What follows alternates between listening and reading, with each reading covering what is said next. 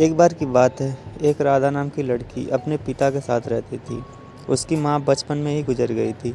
वो अपने घर का काम करती, फिर कॉलेज जाती थी।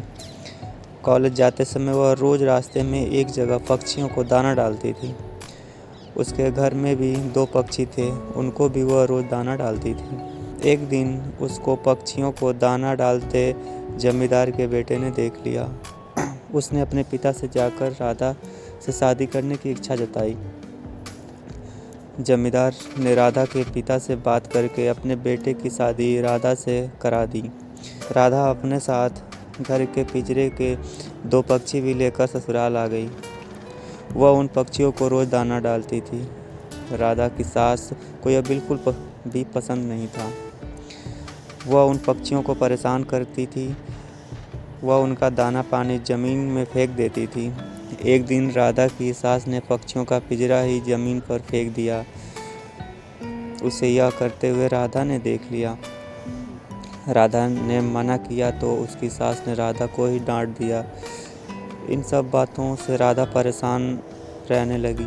एक दिन राधा के पति ने परेशानी का कारण पूछा तो उसने सारी बात बता दी। उसके पति ने राधा को पक्षियों की भलाई के लिए उनको पार्क में छोड़ने की सलाह दी।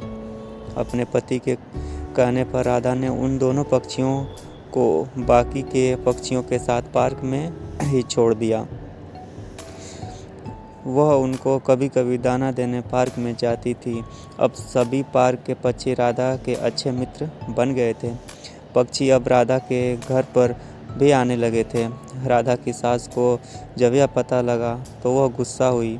वह राधा को उसके मायके छोड़ने के लिए उसको साथ लेकर गई। रास्ते में कुछ चोरों ने राधा की सास के गहने चुराने की कोशिश की। तभी राधा के पक्षियों ने आकर चोरों पर हमला किया, जिससे चोर भाग गए। इसके बाद राधा और उसकी सास घर ही लौट आए। अब राधा की सास की सोच पक्षियों के प्रति बदल चुकी थी। उसने राधा से कहा कि अब हम दोनों चिड़ियों को दाना देने चला करेंगे और पहले के 2 पक्षियों को वापस घर ले आएंगे। यह बात सुनकर राधा बहुत खुश हुई। इस कहानी से हमें यही सीख मिलती है कि हमें जानवरों से अच्छा व्यवहार करना चाहिए। Thank you.